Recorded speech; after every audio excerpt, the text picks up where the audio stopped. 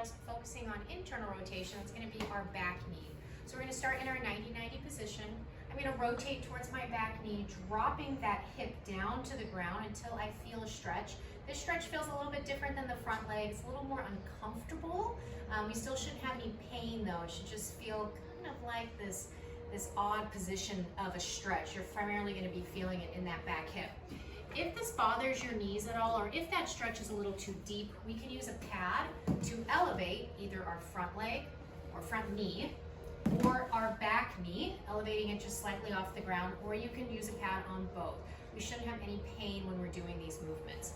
So we're going to start by holding this stretch for 2 minutes. At that 2-minute mark, we're going to focus on driving our back knee and ankle foot into the ground. So we can use our hands to support us and to apply pressure into the ground. So we'll start by building up over 10 seconds. So driving into the ground at about a 10% effort, 20%, 30%, 40%, building as we go, trying to control how much force I'm putting into the ground. Say we're at 80%, 90%, and then we're going to get to 100% effort, whatever our safest, greatest effort is at that position.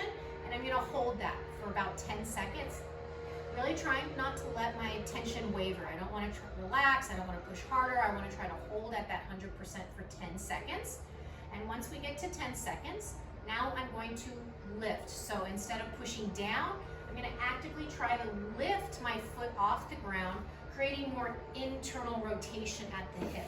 Now it's not actually going to lift off the ground, and that's because we're at our end range position. So if you can easily lift it off the ground, you're not as stretched or not as deep into that stretch as you should be.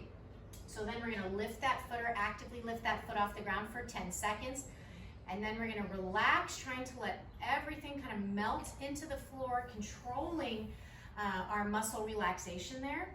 And then we're going to hang out for about 20 to 30 seconds. Think of this as like a rest time between your squats.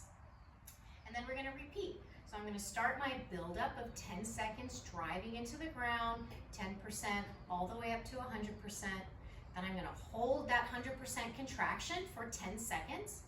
And then I'm going to reverse. I'm going to try to lift that foot off the ground, rotating my hip into more internal rotation.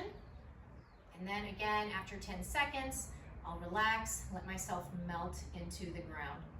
After you do these, you should feel yourself able to just slightly drop that hip a little bit more. We should be able to get into that stretch, not a ton, but a little bit more each time.